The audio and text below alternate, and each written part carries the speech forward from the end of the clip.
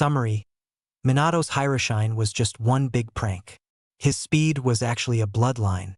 Naruto awakens it at an early age and becomes the Flash Fire, capable of giving people burns just by running his fingers across someone's skin as he passes them at speeds that make him seem to turn invisible even to the Sharingan. 5 years after Kyuubi attack, October 10th, Hidden Leaf Village. A festival was currently underway in the marketplace of the village hidden in the leaves. Unfortunately, not everyone was currently enjoying it. Halfway across the city, a mob was currently chasing a blonde 5-year-old, screaming out threats as the members of the mob began catching up to the child. "Why are they doing this? What have I ever done to them?" the blonde thought as he kept running. As the crowd got closer, a shinobi threw a kunai at the blonde barley, missing the child as he stumbled on a piece of loose pavement.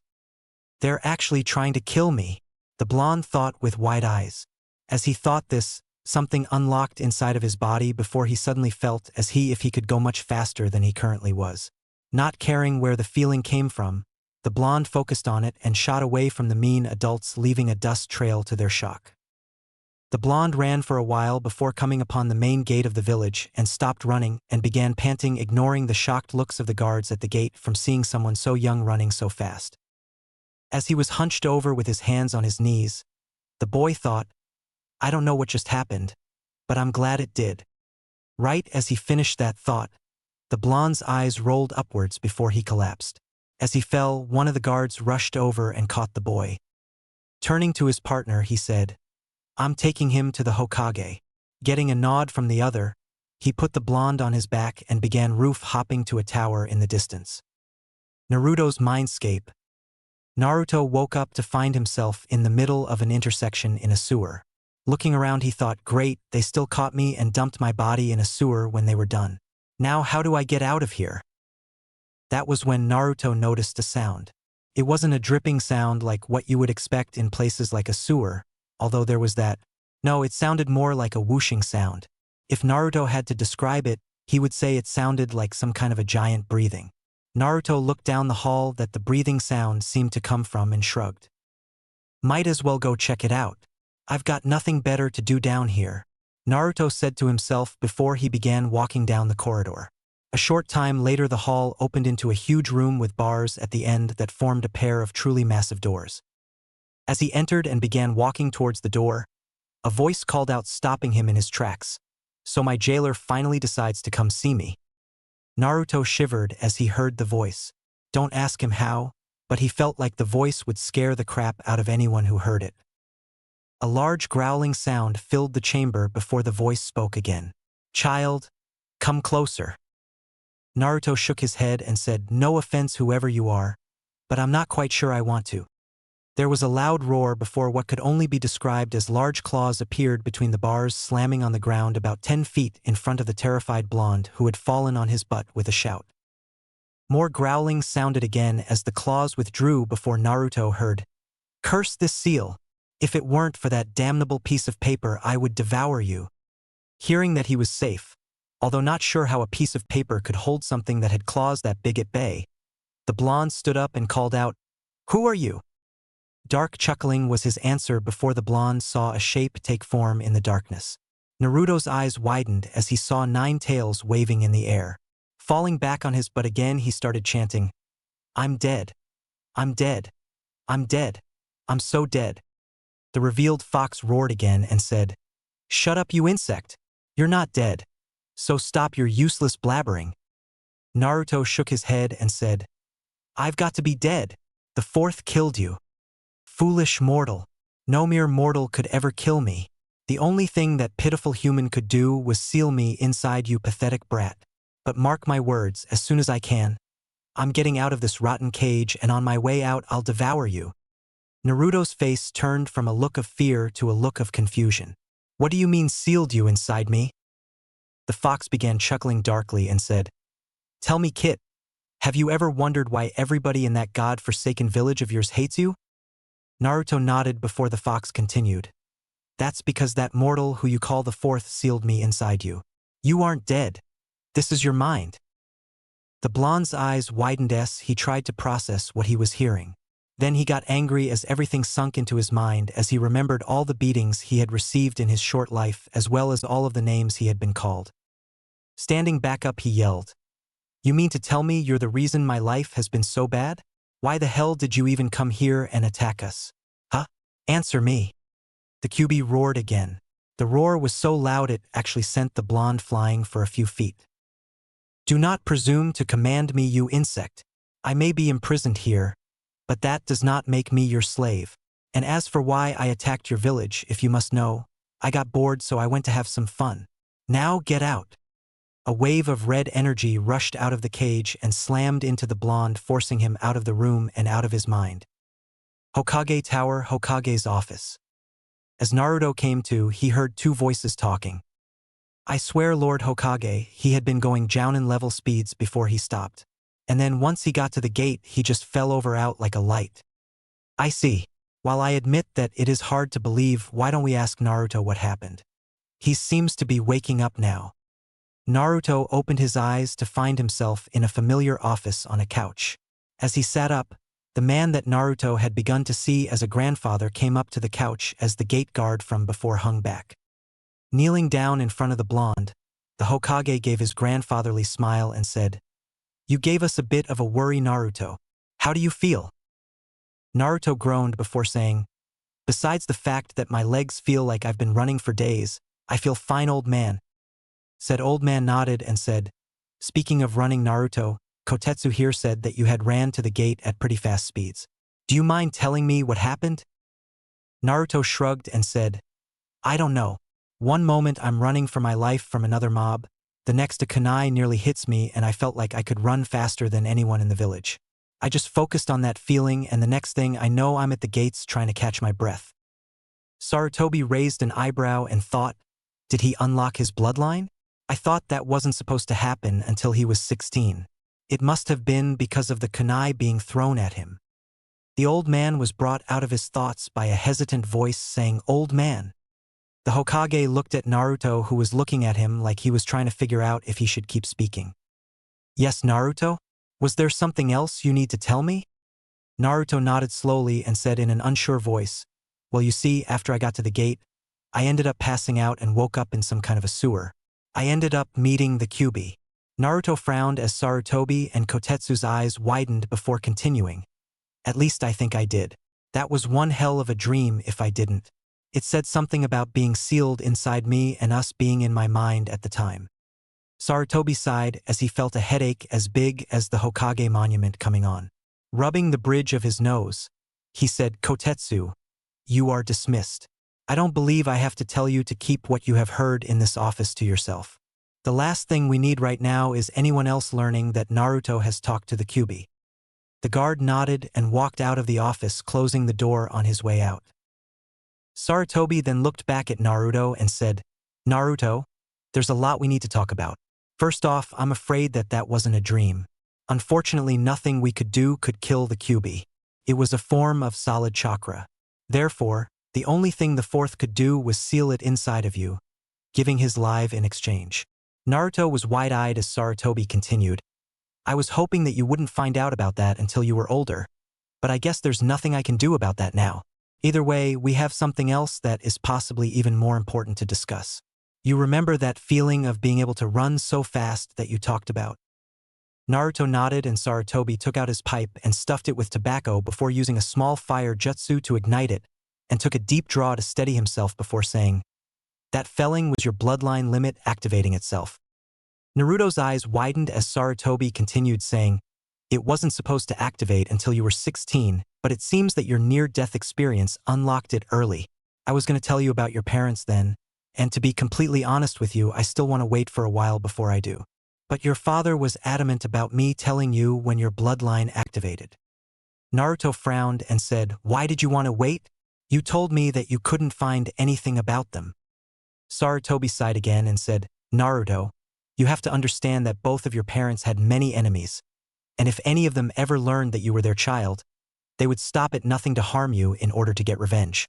They might even kill you. So I'm going to have to ask you to tell absolutely no one what I'm about to tell you. Understand?" Naruto looked down and nodded. Sarutobi nodded as well and said, The first thing I suppose I should tell you about is your bloodline. It doesn't actually have an official name, but your father called it the Slipstream. 7 years later, Hidden Leaf Village main gate. Kotetsu and his partner Izumo were lounging inside the gate guard's booth, with no one in sight when they heard a voice say, "Do you guys ever stay awake your whole shift? If I didn't know any better, I would say you two are being paid to sleep." The two looked up and saw a 12-year-old blonde in a regular shinobi outfit with a pack over his shoulder signing the check-in sheet. Kotetsu smirked and said, "Ah, you're just jealous that you don't have as easy a job as we do Kitsune," said Shinobi, simply smirked and shook his head before saying whatever, before seeming to disappear like he was never there. Izumo shook his head and said, "No matter how many times I see him do that, it still weirds me out to see him just disappear like that." Kotetsu merely chuckled with a "yeah," before placing his head back on the booth's counter and went back to sleep. Naruto reappeared at the door of his apartment and pulled out a set of keys before finding the right one and placing it inside the door's lock. As he turned the key, he thought, "I'm so glad no one lives up here with me. No awkward questions to answer if I ever just appear in front of someone." Once the door was unlocked, Naruto walked in and closed the door before heading to his room and putting the pack into his closet after pulling a scroll out of one of the side pockets. Naruto then grabbed an orange jumpsuit and changed into it before hanging his previous outfit in the back of the closet. Untying his headband, he then opened a secret compartment and placed it in before shutting it. Closing the closet door, Naruto walked back out of his apartment and locked the door before disappearing again. Hokage Tower, Hokage's office. Sarutobi was currently doing every Kage's enemy. As he signed another form and reached for another from the large pile of paperwork on his desk, he said, "I take it your mission was a success." Naruto nodded from where he was standing in front of the desk and said, "Yes, sir. No problems eliminating the bandits. Overall, it was a smooth in and out operation. My report has the specifics on what was stolen and everything else." As Naruto spoke, he placed the scroll on the desk and Sarutobi nodded before lightly muttering about there being even more paperwork and that his successor must have used his bloodline limit to get done with it so easily. Naruto smiled when he heard this and said, "You know, old man, I think I figured out on the way back how he actually did it so fast. And it wasn't his bloodline either." Sarutobi's eyes widened and he said, "Really? How?" Naruto simply made a cross shape with his hands, and after a moment Sarutobi's eyes widened further, before he began banging his head on his desk saying, "Stupid, stupid, stupid." The door to the office opened and Sarutobi's secretary poked her head in and said, "Sir, is everything all right?" Naruto turned around as Sarutobi raised his head that now had a red mark on his forehead and said, "Yeah, Mrs. Reina's, everything's all right. The old man just realized something that he should have figured out a long time ago." Mrs. Reina's nodded, not questioning how Naruto had got in without her noticing having stopped trying to catch said blonde getting in past her years ago. Smiling, she closed the door again and went back to her desk. Hiruzen shook his head free of the cobwebs he had put into his mind and decided to get to other important matters. "So you believe that Mizuki will finally take the bait this year?" Naruto turned back around to look at his leader and nodded, saying, "He's getting pretty impatient, but he seems willing to wait until after graduation. He probably feels that since it will be 3 times this year that I'll be desperate enough not to ask too many questions. Like they say, third time's the charm. Tell you what though, if he doesn't go for it this time, I say just send him to Ibiki regardless. I don't think I could take another year in there. I can't tell you how many times I wanted to wipe that smug smirk off of the Uchiha's face during our spars." Sarutobi nodded and said, "I know it's been hard for you, Naruto, but look on the bright side. We do this right, and you most likely won't have to deal with young Sasuke or any of your other classmates for a long time." Naruto nodded again and said, "Yeah, I'm going to miss Hinata though. She was the only one who was actually nice to me. Tell you one thing though, I'll be glad when I no longer have to act like I'm head over heels in love with Haruno. That girl hits as hard as Lady Tsunade. I swear the two are distantly related or something. Well, see you later, old man." As Naruto was turning to exit the office the normal way now that the important stuff was talked about, Sarutobi said, "Actually, Naruto, I have another mission that I think you might enjoy doing for me." Naruto rose an eyebrow before catching the thrown scroll and unrolled it before smirking as he read what was written down. Looking back to his leader and nodding, he tossed the scroll back and said, I'll get right on it. Take a look out your window at the monument in the morning when you hear the shouting start. Sarutobi nodded and said, I'm looking forward to it. The next morning Sarutobi heard, Hey guys! Look at this! Turning around in his seat just in time to catch the genjutsu that was over the Hokage monument fall. The old man fell out of his seat in laughter as he saw what Naruto had done to get everyone's attention for his mission. The fourth's head had 2 fingers painted next to it in the victory sign, as well as its tongue sticking out, while the other Hokages were painted looking up as if they were shaking their heads in exasperation. Painted over the heads were the words, The Hidden Leaf's #1 prankster strikes again. On the monument, Naruto gave himself a pat on the back before he heard, Uzumaki. Naruto looked to the side and saw a team of 4 Umbu coming at him. He mock-paled before grinning like a madman and ran over to the edge of the monument before shooting off down the side with the Umbu right on his tail. What followed was one wacky chase as Naruto led not only the first team but 5 other Umbu teams on a merry chase through the city with said blonde laughing the whole way. It wasn't long before almost every single Umbu was trying to catch him. 3 hours later, he dropped into an alley and grinned before disappearing and reappearing in the Hokage's office. Smirking at the old man who looked over at him, he said, How was that for testing Umbu patrols, old man? Sarutobi smirked as well and said, I would say that was well done, Naruto. Now I think you should go on to class. Don't you agree, Irika? Naruto hadn't noticed that Irika was standing inside the office until he heard, Lord Hokage. You actually told him to do that? Naruto turned around to see his fellow shinobi of the leaf and said, Yeah. Do you really think I would pull such a big prank if I didn't have the old man's go-ahead? What do you take me for, Irika, an academy student? That reminds me. Naruto went over to the window and ran through a few hand signs. 5 seconds later, one used seals on the monument that Naruto had placed down last night activated, and the paint evaporated, leaving the monument completely paint-free. Irika shook his head at the undercover jounin and thought, I'm getting too old for this. As the two were leaving the Hokage's office, one of the Umbu chasing Naruto entered the office. Seeing the blonde, the Umbu was about to grab him before the Hokage coughed and tossed the scroll that he had shown Naruto to him. Reading the scroll, the Umbu slumped and Sarutobi said, I expect to see some improvements from this captain. We don't want an enemy shinobi being able to move around so easily. The Umbu nodded before bowing and left room. Irika and Naruto followed him as they headed back to the academy. As they exited the tower, Irika said, I still cannot believe the Hokage actually gave you a mission like that, Naruto. Naruto merely shrugged and said, Me either. But hey, I'm not complaining. Irika chuckled and said, I doubt you ever would. You do realize, however, that you won't be able to do any more pranks in a few days, right? Naruto made a sad face and said, Don't remind me. I'm going to miss being able to let some steam out with pranks. The rest of the trip to the academy was relatively quiet after that. As they entered the building, they made a quick stop to grab some rope from the supply storage room, and Irika tied Naruto in order to keep up pretenses.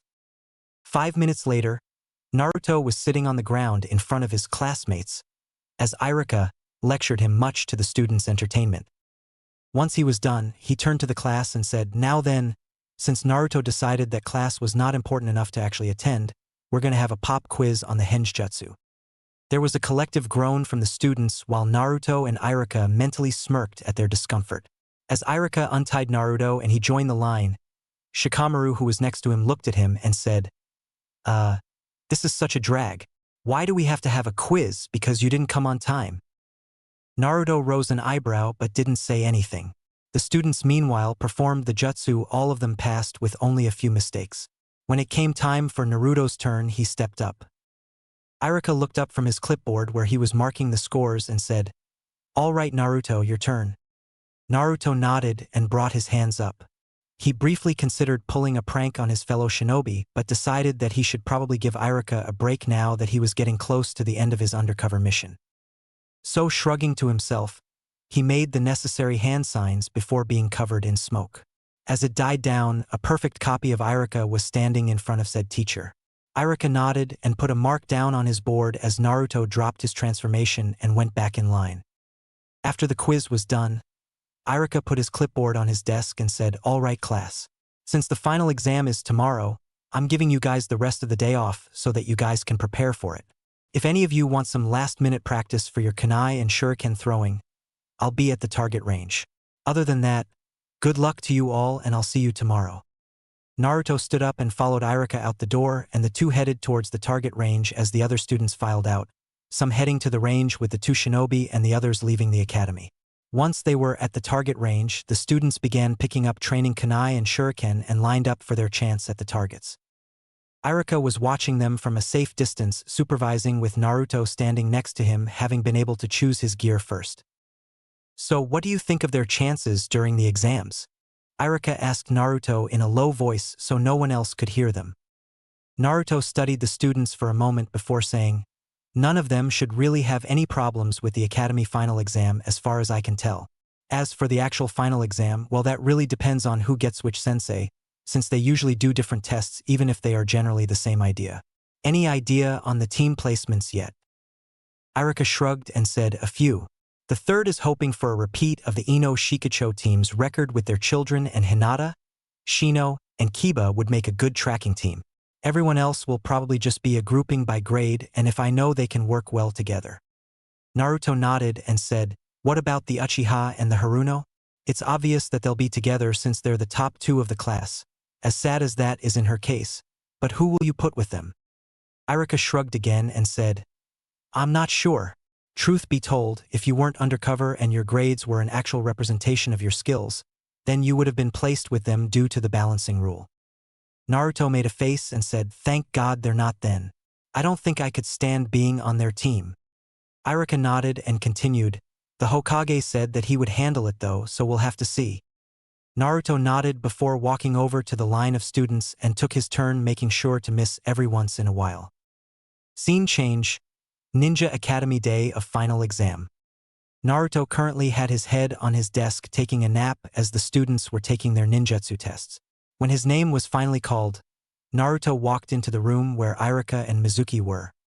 As he saw Mizuki, he mentally sneered and thought, "If this guy doesn't take the bait, I'm still gonna bust his ass to a biki.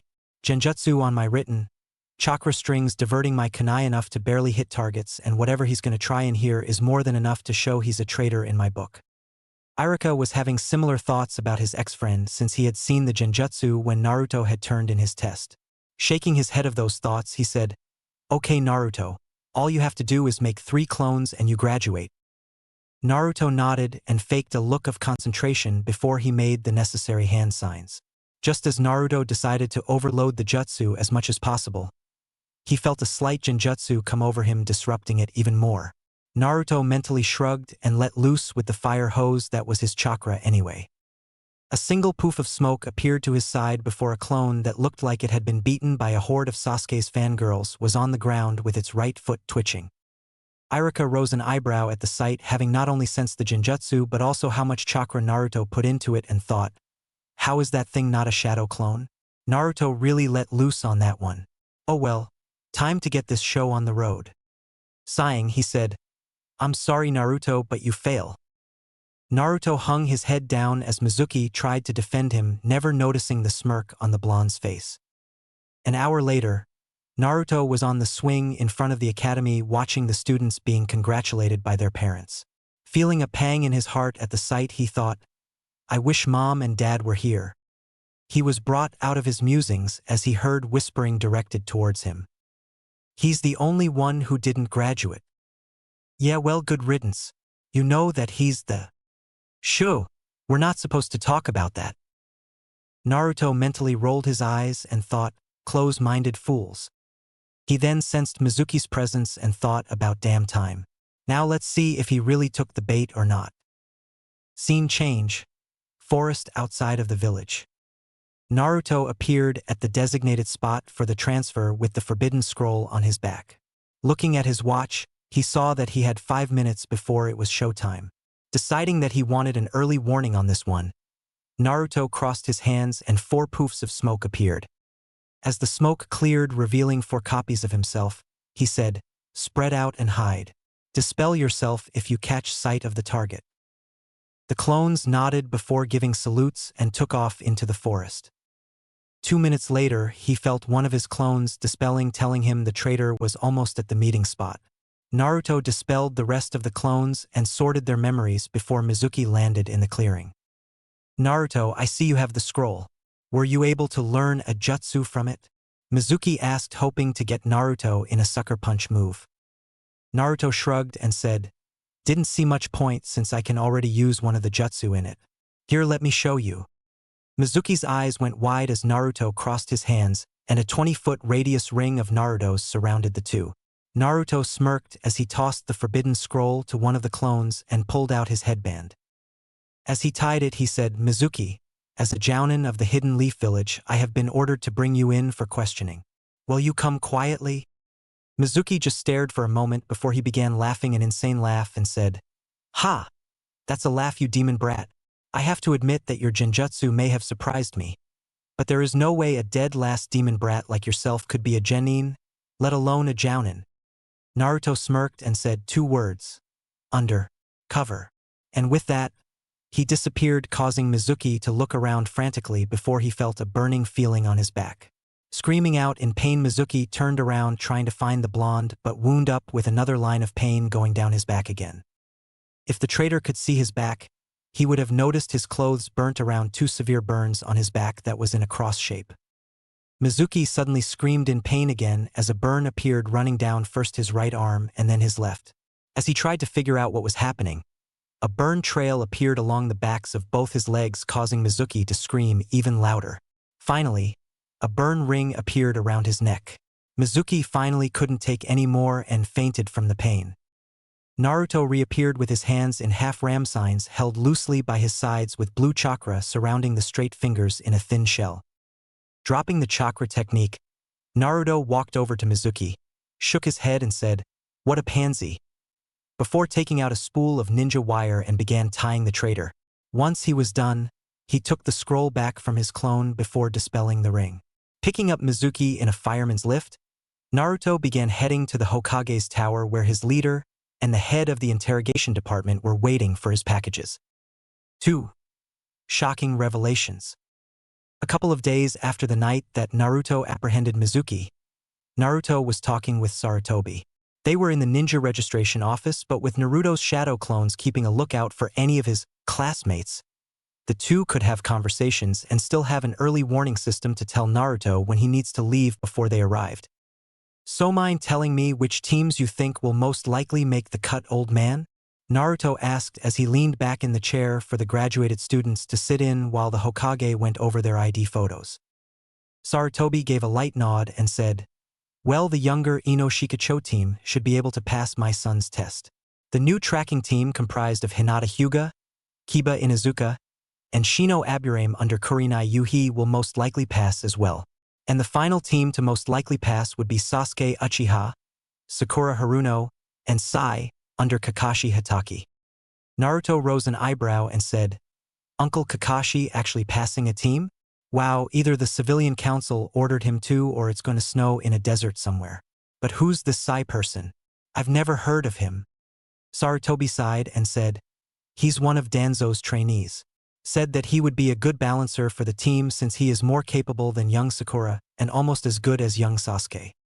Naruto narrowed his eyes when he heard the elder's name. The man had tried to approach Naruto more than once as he trained to become a shinobi, but he gave Naruto really bad vibes whenever he did. One of Naruto's clones suddenly dispelled itself, telling him that a little kid was coming towards the office with a shuriken in his hand. Frowning at the unusual sight, he looked over to the old man and signed what his clone had seen to him. Sarutobi sighed before signing back not to do anything right as the door opened and said kid came in running with the shuriken held haphazardly up high and yelling out, "On guard, old man. Today is the day I finally defeat you." "Ah." Unfortunately, the kid tripped on his scarf halfway to said old man. The kid groaned before getting back to his feet and said, "What tripped me?" Turning to Naruto, he said, You tripped me. Admit it. I would have gotten the old man if you hadn't." Naruto shook his head and thought, this must be the old man's grandson, Konohamaru, that I've been hearing about. I had wondered when I would meet him. Standing up, He went over to Konohamaru and kneeled down before plucking the shuriken out of the kid's hand faster than he could see and said, "Okay. First of all, you tripped on your scarf. Either shorten it or stop wearing it completely for a few years because you're still too young to actually wear that the way you are. Second, you were holding this wrong. You hold it the way you did, you're more likely to cut yourself than your enemies. You have to hold it between your fingers.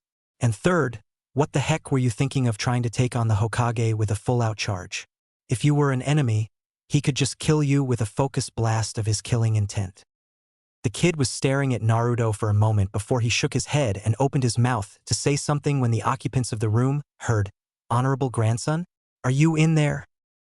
A special jounin came in through the open doorway before noticing Naruto crouched down in front of his charge. The man stiffened before saying, "Hello, Uzumaki." Naruto's eyes narrowed slightly at how the man in front of him stiffened but dismissed it and said, "Ebisu, I take it this kid is your charge." Ebisu nodded and said, "That's right. I have been handpicked by the Lord Hokage to train his honorable grandson." Naruto shook his head and said, "Why does everyone feel the need to call him that? The kid's got a name, it should be used." Ignoring the look he was getting from said kid, he said, "If you need me, old man, I'll be at my training field on the monument." Sarutobi nodded and Naruto disappeared, making Konohamaru's eyes widen. Turning to his grandfather, he said, "Hey, old man, how did he do that?" Ebisu squawked out something about showing the Lord Hokage proper respect, but Sarutobi just chuckled and said, "Naruto is a very fast person, Konohamaru." Ebisu pushed his sunglasses higher up his nose and said, "Be that as it may, I still think he's too young to be a jounin Lord Hokage." Konohamaru's eyes widened again, hearing that, while Sarutobi rose an eyebrow and said, "There have been others who have become jounin at that early, if not earlier, in age, Ebisu. Itachi Uchiha and Kakashi Hatake, just to name a couple." Ebisu frowned and said, "With all due respect, Lord Hokage, but one of those went insane and killed his own clan while the other has degraded into a perverted delinquent who has no sense of punctuality whatsoever."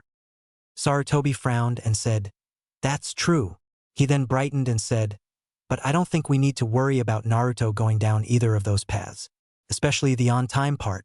Hard to be late for anything when you can get from one side of the village to the next in less than 5 seconds. Ebisu was about to concede that point when he noticed that his charge had slipped away at some point in time. Looking around frantically, he said, "Where did the honored grandson go?" Sarutobi chuckled and said, "I think he went to go find Naruto. He certainly seemed to have made an impression on him." Said blonde was currently throwing kunai at targets in his training field on the Hokage monument behind a thin strip of woods, hiding it from any of the occasional visitors to the monument. It was a good place for him to train since it was a wide-open place that allowed him to place various targets around the area that he could work on his speed against, and also had woods all around that he could work on moving through at high speeds. Throwing another kunai into a target, he said, "You know, Konohamaru, if you want to talk to me, you're going to actually have to come out of hiding." Said kid came out from behind a tree and said, "How did you find me? I thought my hiding skills were the best." Naruto rose an eyebrow and said, "Maybe for a kid who hasn't had any of the stealth classes in the academy, but it would be pretty obvious to anyone genin or higher, especially since you weren't trying to hide your chakra presence. So what did you need?" Konohamaru looked down for a moment and then said, "Teach me." Naruto's eyebrow shot back up and he said, "Teach you? Why would I do that? Don't you already have a teacher?" Konohamaru looked him in the eye and said, "Yeah, but he never teaches me anything. He just keeps saying that if I do what he says that I'll become Hokage quicker. And he never calls me by my name. He just calls me honored grandson just like everyone else. You are the only one besides my family to actually call me by my name." Naruto sighed and said, "Konohamaru, I can't be your teacher. I have missions I have to go on." Konohamaru looked back down before Naruto continued, "But I should be able to show you a thing or two every now and then." Konohamaru's head snapped back up and he said, "Really?" Naruto nodded and said, "Yup. Why don't we start with something pretty simple? Come on over where I'm standing and I'll show you the proper way to throw a kunai." As Konohamaru came over to where he was standing, Naruto went over to the targets and pulled out the kunai he had thrown before walking back to Konohamaru. Once he was beside the kid, he started explaining how to throw the throwing knives while Konohamaru listened intently. In a nearby tree, Ebisu watched the two and thought, I guess the Lord Hokage was right about him. I think I'll let him continue these lessons every once in a while. It seems to be doing the honored grandson some good. As Konohamaru continued throwing the knives trying to get the hang of it, Naruto looked over at the tree that Ebisu was in. The special Jounin nodded to him before taking off. Naruto rose an eyebrow and thought, I guess he's not so bad after all. 1 week after the Mizuki incident, this year's graduates were all in the familiar classroom for the last time. Or at least that's what they thought. Irika of course knew that quite a few would probably be back here or be out of the program completely. He quickly shook that thought out of his mind though as he stepped in front of the class and got their attention with his big head jutsu. Irika was about to begin his speech when one of the students said, Hey, Irika-sensei, where is Mizuki-sensei? Irika's face hardened but a voice from the doorway answered for him. Mizuki was a traitor that was apprehended a week ago during a sting operation when he attempted to steal the forbidden scroll of sealing. The class looked to the door and were surprised to see a familiar blonde leaning against the door frame. Kiba looked at him and said, What are you doing here dead last? You were only supposed to come here if you graduated. Most of the other students agreed while Hinata looked at him in hope that he had actually somehow passed. Naruto pushed off from the doorway and flicked his headband that the graduates only just now realized was on his forehead before he said, Mind how you talk to your superiors in Izuka. I was under orders by the Hokage for the past 3 years to draw that traitor into a trap and take care of him. I am not in the mood to deal with some fresh out of the academy rookie who can't accept the fact that someone was working undercover. The class was stunned with various thoughts running through their minds. Some were reevaluating what they thought they knew about the blonde while others were furious that the dead last had apparently been stronger than he let on. Guess who? Meanwhile, Hinata was just confused. She was glad that Naruto had failed on purpose but was beginning to wonder how much of what she had seen of the blonde that none of the others did had been real if it all was just an act. Naruto then walked over to Irika and took a scroll out from his Jounin vest that made the class even more shocked when they finally noticed that not only was Naruto not wearing his Kill Me orange jumpsuit, but was wearing the uniform of an elite shinobi of their hidden village. Giving the scroll to his comrade, he said, Here, Irika, the Hokage wants you to go over this when you have the free time and tell him what you think once you're done. Irika nodded before he put the scroll in his Chunin vest and said, Well do. Thanks, Naruto. Naruto nodded before he turned to face the class and gave a quick salute before seeming to disappear into thin air. Irika chuckled at the dumbfounded looks on all of the students which snapped them out of their shock and began shouting out questions. Irika got a tick mark on his head before he performed his patented big head jutsu again and said, Be quiet. Now then, allow me to explain a few things that are to be expected of you and then I'll get to the teams. 10 minutes later, Hinata was sitting on a bench by herself as she slowly ate her lunch, as she tried to make sense of what she and the rest of the graduates had been told before their teams were announced. Mind if I join you for a moment? Hinata looked up and saw the blonde that she admired standing in front of her. Her eyes widened before she shook her head with a blush forming on her cheeks. Naruto sat down beside her and sighed and closed his eyes. After a moment he said, I want to thank you, Hinata. Hinata looked at him in confusion and said, For what, Naruto?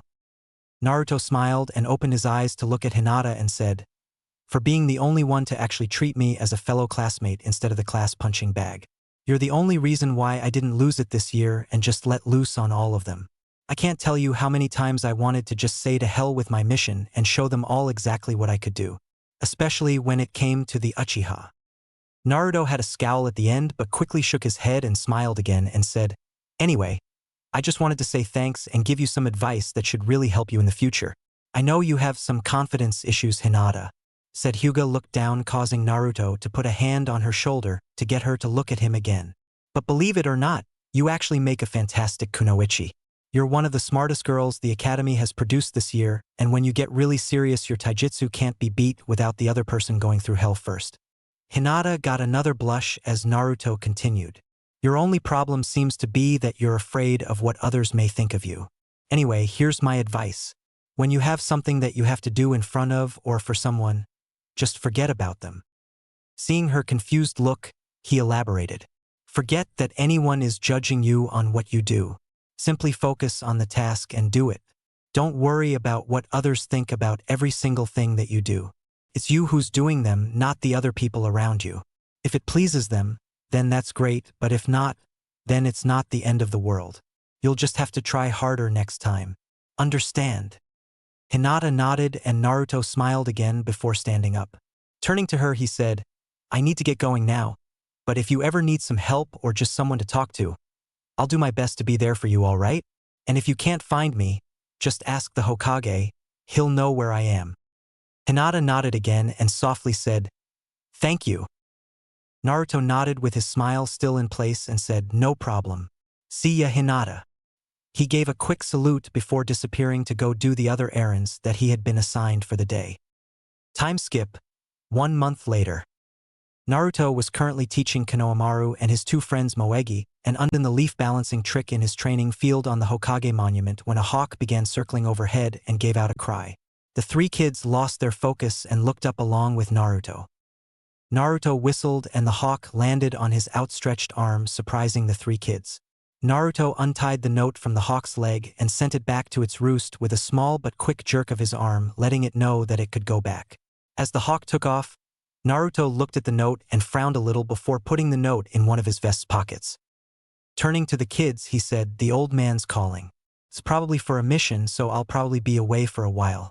Keep working on this, and when you can balance the leaf in your palms for a minute, move to your fingers and do the same. If you finish that before I get back, start adding leaves to each finger.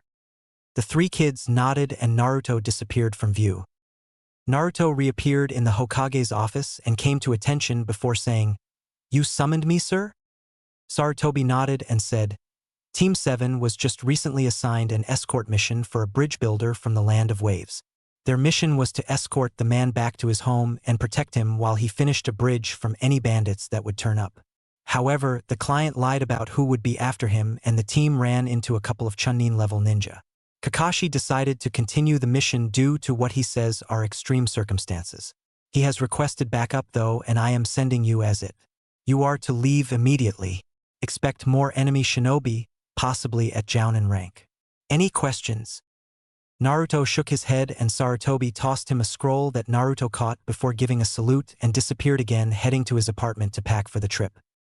Once Naruto had everything he would need, he quickly went to the village gate and showed Kotetsu and Izumo his mission scroll as he signed himself out. Once that was done, he quickly focused on the sense of extreme speed and took off. Minato Namikaze's Hiraishin jutsu is heralded as a masterpiece of seals. Nothing could be further from the truth. The Hiraishin was nothing more than Minato using his bloodline. When a bearer of the slipstream bloodline uses it, they move so fast that they get tunnel vision, making it very dangerous to use in a combat situation. And that is where the pronged kunai comes in. Each seal on the kunai actually contained some of Minato's chakra that would steadily pulse it out, allowing him to know where everything was around him. Now Naruto may not have any of the special kunai, but he could do one better whenever he joined the slipstream. Naruto instead put his status as a Jinchuriki to good use. With his seriously massive chakra stores, Naruto could send out a constant wave of chakra, giving him a real-time chakra field of vision that negated the tunnel vision effects of using his bloodline. And since this chakra sonar actually helped his chakra capacity grow as his body adapted to the repeated use of the technique, Naruto was able to keep the technique going for hours on end if needed, and that made for one scary shinobi that even his father would be hesitant to fight. As Naruto ran and his vision tunnelized, he began pulsing out his chakra. This was really the only way someone could tell Naruto was in the room if he had his bloodline active, even if he was running circles around the person. If a Hyuga was ever to try and spot him when his technique was going full blast, they would be instantly blinded by all the chakra in the air, which was why Naruto never used it whenever he knew Hinata was watching with her Byakugan active. As he ran, Naruto thought, Hang on, Uncle Kakashi. I'm coming. Scene change. Scene of first fight with Zabuza. Kakashi was currently trapped in a sphere of water that Zabuza was holding together with his hand in it. Kakashi looked out at his team that was doing their best to not wet themselves, while Sasuke and Sakura anyway, and shouted as best as he could through the technique at them. Don't just stand there. Take the client and go. His water clones can't get too far from the original. This fight was over the instant he caught me. But before the trio of genin could say anything, Zabuza suddenly yelled and pulled his hand out of the water to look at his arm that was completely covered in burns from shoulder to wrist. As the water sphere burst apart, Kakashi caught himself from falling completely into the water and looked up just in time to see a knee planting itself into Zabuza's chin. Zabuza shot up and back before hitting the water and bounced 5 times hard over it before sinking. As he watched the missing knee sink, Kakashi heard a voice say, "Uncle Kakashi, how many times do I have to pull your bacon out of the fire?" 3. Silent Killings Match. Sakura and Sasuke had absolutely no clue whatsoever what just happened. One moment Kakashi's begging them to take their client and get as far away as possible. The next instant Zabuza lets the technique he trapped Kakashi in drop for some unknown reason and then is sent flying by a familiar blonde who just appeared out of absolutely nowhere. Sai was the only one who had any idea at the moment where Naruto came from and how he had come to be there. After all, he had been informed by Danzo about the blonde. Meanwhile, Kakashi was getting to his feet as Naruto looked over to the side at him and said, "You all right there, Uncle Kakashi?" Kakashi nodded, but before he could say anything, a water dragon formed over where Zabuza had sunk and rushed toward the two. Naruto disappeared and then reappeared on the shore with Kakashi right behind him as the dragon slammed down right where they had been a second before throwing up waves. As they settled, they showed Zabuza standing where they had been. He looked at Naruto with contempt and said, "I'll have to admit that was a pretty good shot, kid. And whatever you did to my arm hurts, but there is no way a runt like you has any chance against me. Still, I'm curious. What's your name, boy?" Naruto smirked and said, "My name is Unimportant Browless. I will tell you that my code name is Kitsune, although others have began calling me the Flash Fire." Zabuza frowned, but before he could do or say anything, Naruto disappeared again. As Zabuza began looking around for the brat, he began sensing a ton of chakra permeating the air. It was like when he used the hidden mist jutsu, only it was 5 times more potent. Back on the shore, the 3 genin felt it as well. Sakura looked around with wide eyes and thought, "Is all this Naruto? How could he have this much chakra?" Sasuke clenched his fist and thought, "Is this how much the dead last was hiding? I should have that power, not him." Sai was merely observing to the best of his abilities. Danzo had always told him and the rest of the Root Umbu that Naruto had the potential to be even better than the 4th and to consider themselves lucky if they ever witnessed him in action. Tazuna meanwhile was just trying to figure out how a boy no older than his escorts could just disappear like that. Kakashi was most likely the calmest out of everyone as he simply waited for Naruto to make his move. He was ready to be the backup for his sensei's son if he needed it, but he highly doubted he would. Then Naruto's voice sounded from all around at once, reminding the 3 genin and bridge builder what Zabuza had done just earlier. There are 4 types of burns. 1st degree, 2nd degree, 3rd degree, and 4th degree. Which burn should I use today? Everyone except for Kakashi was looking around trying to find the blonde while wondering at the same time what the hell he was talking about. That all changed when they heard, "Why don't we start with 2nd?" Right after he said that, Zabuza screamed in pain as a 2nd degree burn suddenly appeared going across his chest from right hip to left shoulder. Right after, his left arm became completely covered in burns just like his left one, only these were much more painful. Even from the distance the genin were at, they could see the big blisters that were already beginning to form. Zabuza then yelled again and turned around trying to hit something behind him, showing everyone the 5X-shaped burns on his back that were placed with one right in the middle with the other 4 connected with one on each of the 4 lines of the center one. Zabuza roared in pain again as his pant legs burned near the back of his knees, showing even more burns there. He then shouted out, "Where the hell are you?" Everyone then heard chuckling before Naruto said, "What's the matter, Zabuza? I thought you were a master of silent killing. Surely you can find one little kid without too much problems, right?" Before Zabuza could say anything though, he flew to the side before abruptly switching directions constantly like he was a pinball stuck in the bouncer section of an invisible pinball machine. Finally, after a minute of this, he was suddenly sent flying into a tree trunk. Zabuza screamed out in pain as the burns on his back hit the tree trunk, causing the blisters to pop. Naruto reappeared on a tree branch to his right. Zabuza looked up at him and said, "What are you?" Naruto looked down at him and said, "Your worst nightmare." All of a sudden, 3 senbon needles embedded themselves in the side of Zabuza's neck, causing him to slump over dead, startling everyone else. Naruto hopped down and said, "You sure took your sweet time, Hunter Nin." Everyone looked up to where Naruto was looking and saw a Hunter Nin of the mist who looked to be no older than Naruto and the Genin. He can only be about as old as Naruto, but he's a Hunter Nin already. Naruto I can understand since he uses his bloodline. But for a mist shinobi to be a Hunter Nin at such a young age, how strong is this guy? Kakashi thought as he studied the kid. Sasuke was fuming. Damn it. First the dead last and now this new guy. How many people my age are there that are stronger than me? I need more power. It's the only way I can kill him. Sakura was still shocked at how sudden Zabuza had been defeated and then killed while Tazuna was just glad that it was all over. The Hunter Nin dropped down to the ground near Zabuza's body and said, "My apologies. But it was apparent that you had everything under control. Besides, I'm not sure I would have been able to handle Zabuza if you hadn't worn him down like you did. Now if you will excuse me, I must dispose of the body."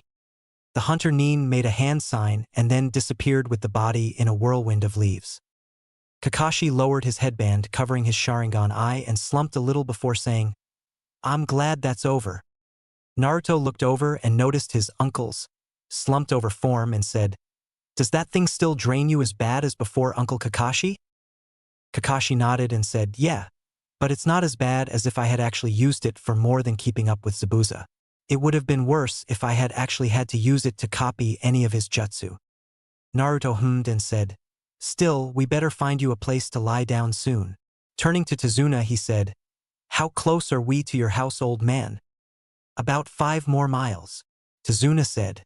Naruto nodded and went over to Kakashi before slinging one of his arms over his shoulders and made a lead-the-way motion with his free hand. As the genin fell in around them, Sakura decided to ask about the things on her mind. "Hey Naruto?" Getting a in response, she continued, "What exactly did you do back there? You just disappeared for a while and then these burns appeared and after that Zabuza just started flying through the air." Naruto thought about whether or not he should tell her anything considering how she had treated him in the past but decided that he might as well, otherwise she and the Uchiha would never leave him alone. "It's actually pretty simple, Haruno. I merely moved faster than the eye could see. Those burns that appeared on Zabuza's body resulted from the friction of pressing my fingers against his skin while I moved so fast around him. As for the flying around bit, I was simply hitting him with my fists." Sakura frowned and said, "Wait, if those burns resulted from friction, why aren't your fingers burned? And for that matter, how did just your fingers burn Zabuza's whole arm?" Naruto shook his head and said, "You know, Haruno, for the smartest girl in your class, you sure don't think. What is the most important thing that a shinobi uses that separates us from civilians?" Sakura's eyes lit up in understanding before she scowled at the tone of voice Naruto used. She refrained from hitting him, though, since he was carrying her sensei, like she could without Naruto allowing it. She then frowned and said, "You still didn't answer the other question." Naruto shrugged and said, "Because it's obvious, Haruno. Instead of just my fingers those 2 times, I simply placed both hands around the arm around the shoulder and rubbed against the entire arm on the way down." Sakura looked down, obviously thinking that she should have realized that. Sasuke, meanwhile, was trying to glare a hole right through Naruto's back. "Dobe, how did you get so much power?" Naruto glanced back and said, "Watch your tone, rookie. I've been an actual shinobi far longer than you have. That's why the Hokage chose me to go undercover and not you." Sasuke grinded his teeth and said, "Answer me." "Sasuke, that's enough," Kakashi said, finally entering the conversation. He looked over his shoulder at the genin and continued with a glare, "I will not have you disrespect a jounin of our village. Am I clear?" Sasuke glared at his teacher but finally ground out a "Yes, sensei." The rest of the way to Tazuna's house was pretty much quiet after that. Once at the house, Tazuna knocked on the door. It opened to reveal a woman who was definitely pretty. Smiling, she hugged Tazuna and said, "Dad, you made it back all right." Looking at the shinobi, she said, "Are these?" Tazuna nodded and said, "Yes, these are the shinobi that I hired." The blonde was sent as reinforcements, and I must say I'm glad he was. Sasuke scowled at that but wisely stayed silent, while Tazuna's daughter smiled at them and said, "Thanks for keeping Dad safe. I know he can be a handful sometimes." She ignored the "hey" from her father and continued, "My name's Tsunami, by the way." Naruto rose his hand and Tsunami shook it as he said, "Naruto Uzumaki. Jounin of the village hidden in the leaves. The man currently on my shoulder is Kakashi Hatake. The same. Behind me are Sasuke Uchiha, Sakura Haruno, and Sai. Genin of the village hidden in the leaves and Uncle Kakashi's team." Tsunami rose an eyebrow at the word uncle, and she wasn't the only one. Sakura had been wondering why Naruto had called her sensei uncle when he first arrived but had forgotten to ask him about it, since she was more interested in finding out how Naruto did what he did during the fight. "Uncle? You two don't look related," Tsunami said. Naruto chuckled and said, "Oh, we're not. Not by blood anyway. I guess you could say he's a family friend of mine. Now I don't mean to be rude, but if it wouldn't be too much, could we lie him down somewhere? He drained himself pretty badly during the last fight." Tsunami shook her head and moved to the side and said, "Of course. Sorry about that. Just put him upstairs in the guest bedroom." Naruto nodded and entered the house followed by the others. The genin sat themselves around the living room once they entered, leaving Naruto by himself as he helped his mentor up the stairs to the guest room. Once there, Naruto gently laid Kakashi down on the bed before going to the door and making sure that they were alone. Finding no one coming up the stairs, Naruto closed the door and placed a privacy seal on it before turning back to Kakashi, who had been watching him. "So you figured it out as well?" Kakashi said in a serious voice. Naruto nodded and said, "Yeah, that hunter went right for the neck with those needles of his. Less muscle there to get in the way of a pressure point shot. How long do you think we have?" Kakashi thought and then said, "At least a week. That's how long it will take him to recover from the fake death state. Maybe a little more if they try to fully heal the burns you gave him." Naruto frowned and said, "I shouldn't have played around with him. I should have just stabbed him in the heart when I first got here." Kakashi shook his head and said, "We both know that you hate taking a life so carelessly, and there's nothing we can do about it now but prepare for them. We're gonna have to get the genin up to speed. We should probably teach them tree climbing." Naruto's eyes widened and he said, "You haven't taught them that yet? What have you been doing for the past month?" Kakashi frowned and said, "Trying to get them to work as a team. What's the point in teaching them high-class moves and jutsu if they wind up not caring if they hit their teammates or not? You've never had problems working with others, but with them, they can't even agree on who cleans up what part of a park." Naruto sighed and said, "I see. Well, in that case, I don't really blame you. I guess while you're teaching them, I'll guard Tazuna. Get some rest, uncle. We can tell the rooks tomorrow." Kakashi nodded and Naruto turned around and took down the privacy seal before stepping out the door. Closing it softly, he walked down the stairs and entered the living room. Sakura looked up as he came in and said, "Naruto, how is sensei?" Naruto shrugged and said, "He's fine, Haruno. A little tired, but nothing that a good night's rest shouldn't cure. Make sure you guys get a good night's rest tonight as well. I know for a fact that Kakashi is going to give you guys some hard training tomorrow. If any of you guys need me, I'll be outside setting up some patrols with my shadow clones. And then I'll be on the roof." Naruto turned and left the living room again and left the house itself. Crossing his hands, a platoon of clones appeared. Looking at them, he said, "I want half of you to set up a perimeter around this house. The other half head to the bridge and make sure no one tries anything funny with it." The clones all saluted before taking off to complete their task. Naruto then turned towards the house and jumped up onto the roof and settled down. And now we wait for getting ready. The next morning, Kakashi joined everyone at the table for breakfast. As he sat down, he said, "Guys, there's something important that we have to tell you." The three genin looked at Kakashi and Sakura said, "What is it, Kakashi-sensei?" "Zabuza's alive." Everyone but Naruto gaped at him. Sakura was the first to recover and said, "Are you sure, Kakashi-sensei?" Kakashi nodded, but it was Naruto who answered. "The hunter nin used senbon needles. They're highly accurate and the hunter shot for the neck. There are certain pressure points on the body that will put someone in a death-like state. And the neck has the least muscles that would interfere with hitting those points. Add to the fact that the hunter moved the body when he was supposed to destroy and right where it was, and you have a fake hunter nin working with Zabuza." Sasuke scoffed and said, And you call yourself a jounin. You couldn't even catch a fake in the act. Naruto rose an eyebrow and said, well, I didn't see you doing anything Uchiha. And besides, even if I attacked that hunter, if it had been a real one, what do you think the repercussions would be for our village? Kakashi and I had to take that chance or risk a war between the leaf and mist. So why don't you keep your mouth shut since you obviously have no idea what you're supposed to do in that kind of situation? Sasuke glared and was about to say something when Sakura shouted out, don't talk to Sasuke-kun like that, and tried to hit Naruto. As the fist came towards him, the two disappeared and then reappeared against a wall with Naruto's left wrist pressing her throat in and a kunai in his right hand holding her chin upwards. Naruto glared at Sakura as the kunoichi stared in shock and horror. Naruto then growled out, listen Haruno, and listen good. Your dear Sasuke isn't the top dog and he never was. You all think he's someone special and call him a genius, but guess what? He's not a genius, he's just a regular Uchiha who hasn't even activated his Sharingan yet. The only Uchiha genius that the Leaf Village produced was his brother Itachi, and he never relied on his Sharingan to copy other people's jutsu like the rest of that band of thieves. And if you ever try to attack one of your superiors again, I will write you up so fast the Hokage will get paper cuts from it. Am I clear? Sakura nodded as much as she could with a kunai under her chin and Naruto released her. Turning around, he saw Sasuke glaring at him and he said, the same goes for you as well Sasuke.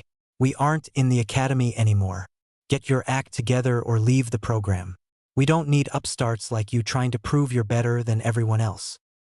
Turning to Tazuna he said, I'll be waiting outside to escort you to the bridge. The old man nodded and Naruto walked out. As he left, a small boy came downstairs rubbing one of his eyes from sleep before looking around at the expressions on everyone's faces and asked, what's going on? Kakashi shook his head and said, oh, nothing much, just a little dispute. He then stood up and said, Sakura, Sasuke, Sai, finish up your breakfast and then meet me outside. We have to get you guys as up to speed as possible for when Zabuza comes back in a week. Sakura looked at him and said, but Kakashi-sensei, what could we possibly do in a week that will prepare us to fight Zabuza? We couldn't do anything last time. Kakashi merely smiled and said, you'll see. 15 minutes later, Tazuna and the rest of the people working on the bridge were staring as a shadow clone was reporting to Naruto with the rest of the clones spread out along the bridge keeping an eye out for anyone trying to harm the bridge. All quiet, nothing to report, sir, the clone said as it gave a salute to its creator. Naruto nodded before turning back to Tazuna and said, hey Tazuna, need some extra hands. Meanwhile, Kakashi was leading his team into the forest. Once Kakashi thought they were at a good spot, he turned to his students and said while giving his eye smile, all right my lovable students, today we are going to learn how to climb trees. Sakura and Sasuke looked at him like he was crazy before Sakura said, but Kakashi-sensei, we can already climb trees. Kakashi smiled again and said, ah, but can you do it without using your hands? Kakashi then turned and walked to a tree before wailing up it. Sasuke and Sakura's jaws dropped while Sai simply looked on. Kakashi reached the lowest branch of the tree about 20 feet up and hang down from the bottom of it. Keeping his smile, Kakashi said, this is a chakra exercise that is essential to all ninja. Using your chakra, you can stick to the sides of any solid object. You must focus your chakra to your feet to stick to the surface. Too much and you will blast yourself off. Too little and you will slip off. Kakashi reached into his kunai pouch and threw 3 kunai on the ground in front of his 3 students' feet and said, you should use those to mark your progress. I'd suggest getting a running start. Sakura and Sasuke got determined looks as they picked up the kunai while Sai simply bent down to pick his up. The 3 then focused on separate trees and took off at them at a run. Sasuke made it up about 10 steps before the bark suddenly splintered and Sasuke launched himself back as a small crater the size of his foot and half an inch deep appeared. As Sasuke backflipped and landed in a crouch, he thought, so it's an exercise of balance. Too much chakra and you push the object away from you. Too little and you don't stick. This is easy. Sasuke looked up, his eyes widened when he saw that Sakura was on a branch at the same level as Kakashi. What are you doing on the ground, dickless? Sasuke's head jerked to the side and his eyes virtually bugged out when he saw that Sai was on a branch of his own about 10 feet above Sakura's position. Sakura's file said that she had perfect chakra control. And I imagine that Danzo had made sure Sai was as capable as possible. Sakura meanwhile was shooting a glare and shouted out, "Don't insult Sasuke-kun." So much for the heir of the most powerful clan of the Hidden Leaf Village. It seems like Sakura and Sai are a bit better at this than you are, Kakashi said, trying to motivate Sasuke. Sasuke growled before rushing the tree again. Scene change. Tazuna's bridge 30 minutes later. The bridge was buzzing with activity as the workers worked beside some of Naruto's clones. Each worker had a clone to help him who was being taught how to do what they were doing. The general plan was that since clones were only made out of chakra, they could continue working when their teachers were taking a lunch break while said teachers could watch and correct if they had to. That way they could get an extra hour in building the bridge but still leave at the usual time. Naruto had briefly considered making more clones when the workers were done for the day with the sole purpose of carrying on for the night, but Tazuna shot the idea down, stating that even if the clones learned how to do everything perfectly, he and the other workers would have to check each section they built, and if any of them weren't up to spec they would just have to tear them down, which would be a waste of materials. Naruto conceded the point, though he did say that he would keep those clones around at night again to guard the bridge, since Gato might just decide to try and blow the bridge up and be done with it. Tazuna had paled at that and readily agreed that it would be a good idea. That night at dinner, Naruto was sitting next to Tsunami's son Inari when Team 7 came in the house with the 3 genin in various states. Sakura came in looking absolutely exhausted, but other than that fine. Sai looked like he had done nothing more than have a light jog for about an hour. But it was Sasuke's appearance that nearly made Naruto laugh. He was covered in scuff marks and looked about ready to collapse. "You guys have fun?" Naruto asked with a raised eyebrow. Sai didn't say anything and instead just sat down and began eating while Sakura groaned in response before following suit. Sasuke glared at the blonde before following suit, causing Naruto to chuckle. "What's so funny, dope?" Sasuke growled out. Naruto's face instantly turned serious and he said, "Watch your attitude, rookie. Like I said to Inuzuka, I wasn't in the mood to deal with a rookie that couldn't handle the fact that I was undercover, and I'm still not. You're not the greatest thing to grace the earth and you never will be. You aren't even the greatest Uchiha. You're just a second-rate one who hasn't even activated his Sharingan yet." Sasuke roared and launched himself at the blonde, only to be caught by Kakashi. "Calm down, Sasuke. Naruto, I would have expected better from you," Kakashi said, glaring at Sasuke and then looking at Naruto in a disappointed manner. Naruto shrugged and said, "What do you want me to say, Uncle Kakashi? The Uchiha needs to learn that he's not as great as he thinks he is. And since there is no real way to sugarcoat it in a way that he would still understand, I simply told him in the most straightforward way possible." Naruto's eyes then narrowed and he said, "And as far as I'm concerned, the Uchiha were all overrated anyway. They were nothing but thieves stealing the hard work of others. The only one who wasn't like that was Itachi. No wonder he went and killed the rest of his clan. He must have gotten sick of all their arrogance." Sasuke roared and struggled to break free of Kakashi's grip and shouted out, "You take that back." Naruto stood up and began walking out of the kitchen. As he passed through the door, he called out, "Why would I take back the truth?"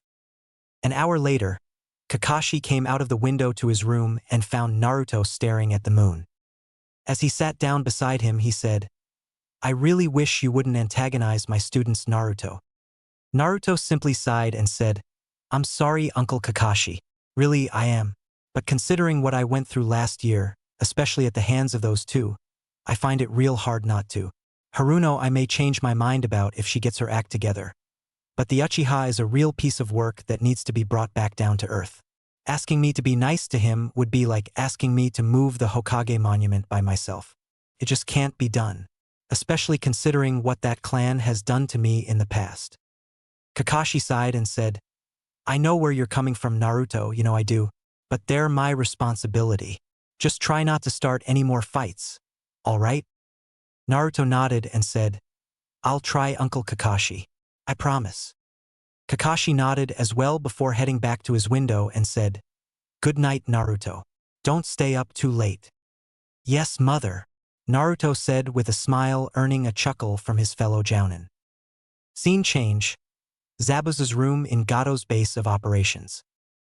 Zabuza hissed in pain and then sighed in relief as his tool placed some more cream on the burns on his back.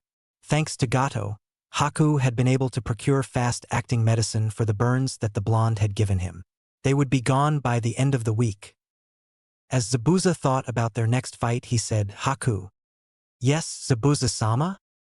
I want you to find out anything you can about that blonde brat. And when the time comes, I want you to fight him.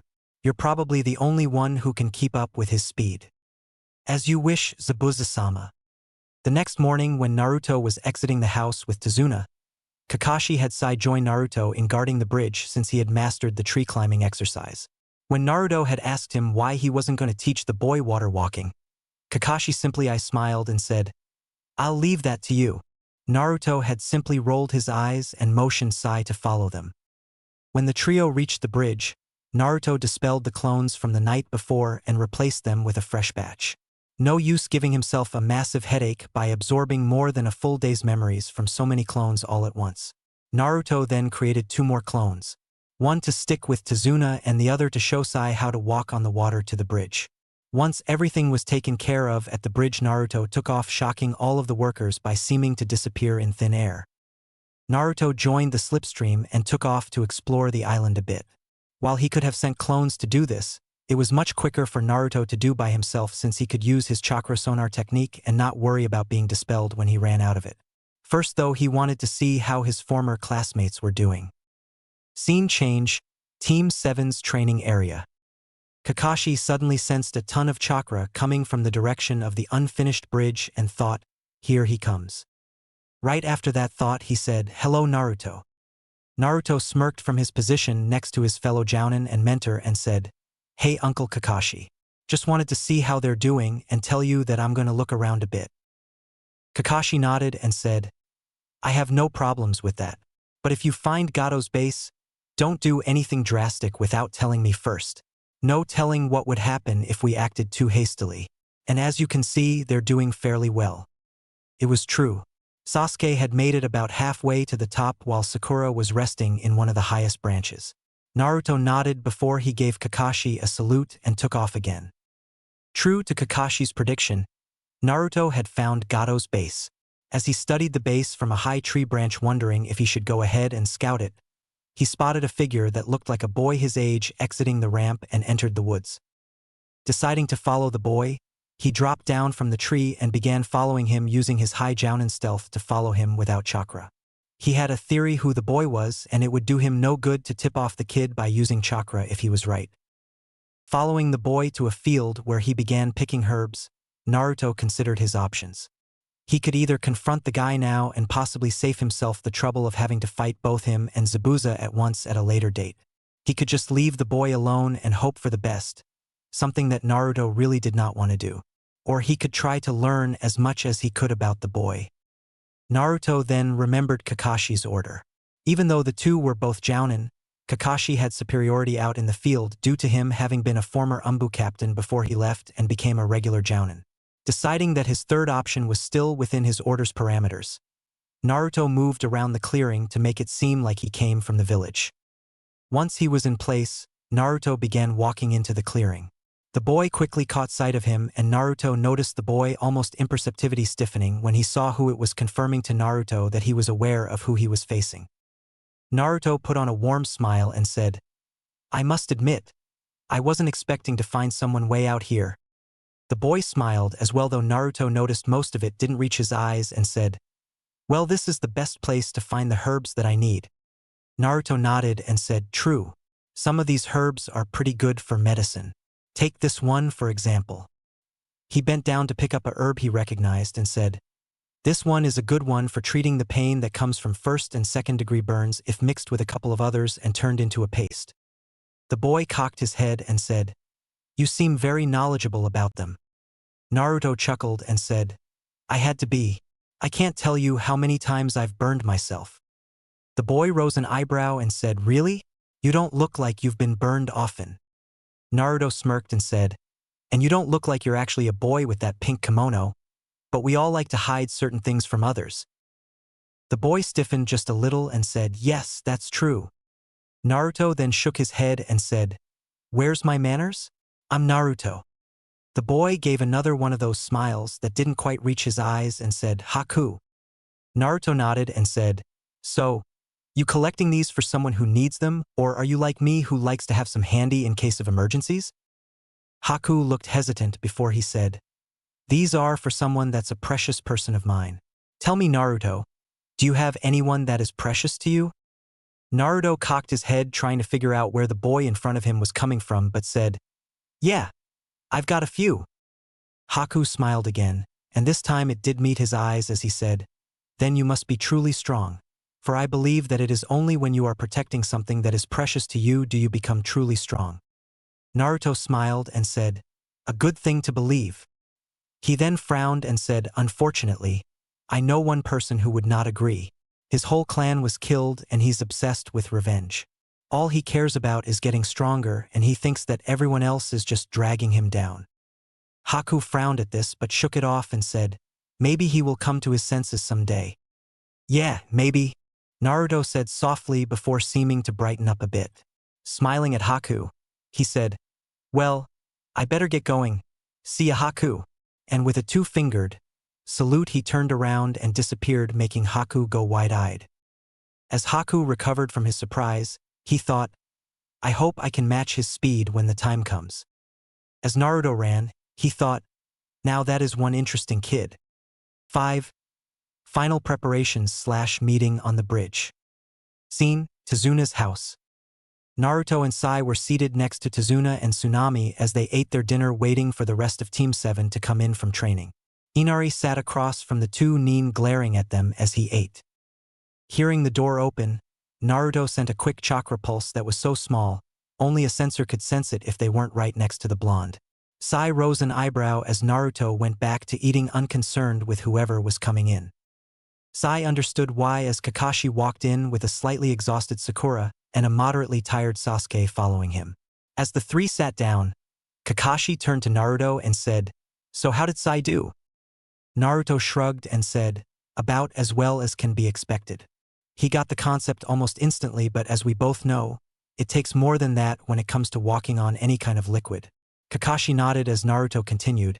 He was able to stand after about half an hour, but it took him a bit longer to learn how to walk around a bit without sinking. He still can't do it while fighting though, so we'll have to work on that tomorrow. Kakashi nodded before he began eating. Turning to the other two genin, Naruto rose an eyebrow and said, "And how are you two doing?" Sasuke glared at him while Sakura hesitantly said, "I pretty much have it completely mastered. Right now Kakashi-sensei has me running up and down as many times as I can to build up my chakra reserves. And Sasuke-kun is a little over 3/4 of the way to the top." Naruto nodded as Sasuke sent Sakura a glare for telling the blonde that he still felt was a dead last that he hadn't reached the top yet. "Why do you even bother?" Inari asked as he glared at them all. "Come again?" Naruto asked as he took another bite and swallowed before looking at Inari in curiosity. "I said, why do you even bother? It's not like it will help you when Gato comes to kill you all. You're just wasting your time. Gato is invincible and nothing you do will stop him. You don't even know anything about us or this village, and yet you come prancing in so happy and carefree, not knowing anything about pain, and you make me sick." "Inari," Tsunami said sternly before a raised hand from both Kakashi and Naruto stopped her from berating her child. Naruto shot a questioning look to Kakashi, who nodded, answering the unspoken question. Naruto then turned back to Inari and said, "Inari, don't talk about what you don't know as if you do. You say we don't know anything about what pain is, but in reality, compared to some of us at this table, you don't even know the meaning of the word."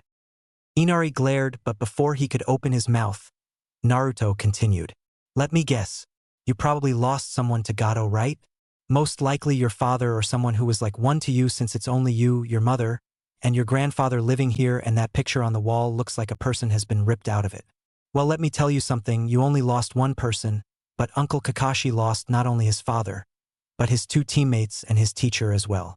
The Uchiha kid here lost his entire clan in one night, and I've had it even worse. I've seen the dark side of humanity, and let me tell you, it is not pretty. I grew up an orphan the day I was born. From day one I was on my own because almost my entire village sees me as worse than an outcast, and let me tell you, it was not easy. The orphanage threw me out when I was around 3, and I've had to live about 2.5 years on the streets wondering if I will be able to find my next meal in time. I've had to avoid mobs who wanted to beat me into an inch of my life over as long a period of time as they could before finally finishing me off. Store owners spit in my face and throw me out of their stores almost constantly. And those who do sell to me usually overcharge me or sell me shoddy goods. I can't even make any friends of my own age because parents would always tell their kids that I was either a bad person or even a monster. Some would even beat me if I even tried to speak to their kids. You think you got it bad? You have no idea how truly blessed you are to live like you do. You at least still have your mother and grandfather. So don't say that I don't know what pain is because in my eyes you're just a little kid who can't handle the real world. People die Inari. It's a fact of life that none of us can escape. Yeah, you lost someone when he was killed by Gato, but you aren't the first person to lose someone and you sure as hell won't be the last. It's not the pain that we face in our lives that define us but how we handle it. There are those like you who throw themselves pity parties all their lives doing nothing about it. And then there are those like your grandfather who feels the pain but still goes on doing his absolute best to make a difference. Think about that and then ask yourself this. Do you want to continue doing nothing as the pain constantly builds on itself? Or do you want to do your absolute best to make sure nothing like the event happens again? Will you stand up in the night and stand firm? Or will you let the darkness consume you? Only you can make that choice, Inari, and there will come a time when you must choose. And that choice will have an impact so large on your life that you will only be able to tell how much it did years from the event. Everyone besides Kakashi was staring at him as he stood up and walked out of the house. As the door to the house closed, Tazuna turned to Kakashi and said, "If I wasn't looking at him as he said that, I would have thought an adult was doing the talking." Kakashi nodded as he sighed and said, "He's had to grow up faster than anyone else in his generation." Was he telling the truth? Did he really have it that bad? Tsunami asked as she wiped away the tears that had sprouted during Naruto's little speech. "Worse," Kakashi said before turning to Inari and said, "Naruto is right, Inari. Everyone feels pain at some point in their life, but it's how you handle it that shows what kind of person you really are." Kakashi then stood up and went up the stairs to the room he was sharing with the other males. As he did, Sakura and Sasuke pondered what Naruto told them since they had no idea how rough his life had been. The only thing that they had seen when they saw Naruto had been the smiling idiot who was always claiming that he was going to be Hokage. Sai was going over the information that Naruto had gave as well and thought, so that is how he is so strong while still so young. He had to become stronger than most to survive. Danzo-sama was right. He is not one to be underestimated. Scene change, forest clearing. Shadow clone jutsu. As the call went out, numerous clones appeared in bursts of smoke as the original stood in front of them. "All right, listen up. I want all but 5 of you to work on moving through this forest as fast as you can without using our sonar technique. We're good up to low jounin speeds, so let's see if we can't reach mid-jounin by morning. Remember to create and dispel every hour and a half. Understood?" "Hi. Get to it." Most of the clones took off, leaving only the 5 clones who were at the front of the group. Naruto grinned as he looked at them while reaching into his kunai pouch with both hands and said, "Well then, shall we get started?" The 5 clones gave predatory grins as they also reached into their kunai pouches. In one simultaneous movement, the 6 blondes brought out their hands with the kunai twirling around their fingers before ending in reverse grips and disappeared. For the next 3 hours, the only thing that the clones working on nighttime travel without the sonar technique could hear was one practically continuous sound of metal against metal. Scene change, Tazuna's house.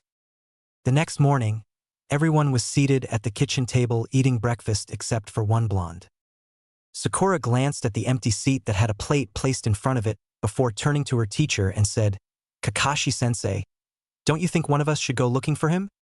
Kakashi chuckled and said, "Now, Sakura, I know you're worried that Naruto didn't come back in, but if there is one thing that I have learned about Naruto from all the years that I've known him, it's that he almost always comes back before losing consciousness." Sakura frowned at this, not really reassured by her sensei. The sound of the front door opening caught everyone's attention as Naruto tiredly shuffled in. Most of the people seated at the table widened their eyes or raised their eyebrows as they noticed all of the slashes and tears on Naruto's clothes.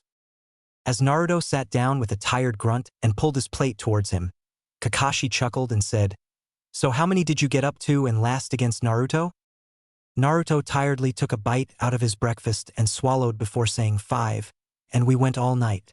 Wouldn't have been so bad if I didn't have about 100 clones working on moving at night at mid-jounin level speeds without using my technique. Damn clones all decided to pop within a few minutes of each other when the sun rose up when they knew that they were supposed to do 1 per minute. Kakashi rose his visible eyebrow and said, "Wow, that's pretty good all things considered. Usually you can only go halfway through the night if there's more than 3 of you." Sakura looked confused as both Sai and Sasuke gave Naruto calculating looks. Turning back to Kakashi as Naruto began eating again, clearly showing that he wanted food at the moment, she said, "I don't understand, Kakashi-sensei.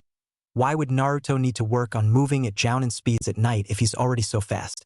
And what kind of training are you talking about?" "I'm right here, you know," Naruto said with his mouth full before swallowing and said, "To answer your question, Haruno, yes, thanks to my bloodline I can move faster than probably anyone on the planet, but it gives me tunnel vision when I move as fast as I normally do.